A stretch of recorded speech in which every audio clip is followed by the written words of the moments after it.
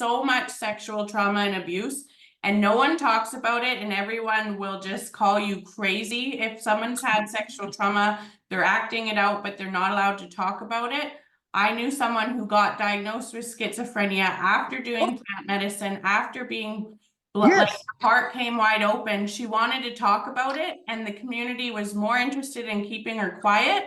And she got labeled with schizophrenia, and she's still not doing well.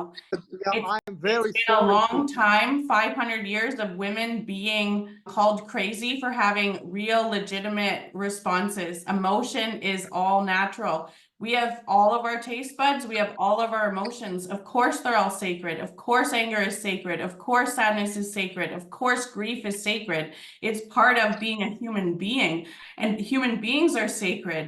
Right. And so these are the things that we have to come back to remembering. And people know that. People are wise. People are so sacred and wise. And when they hear this, they go, oh, yeah, generations to come to get to that point again.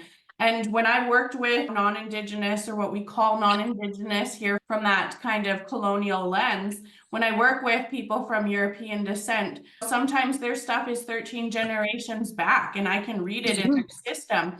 And that is a lot harder to even know, because the fish is in the fishbowl for so much longer and you're not aware of it.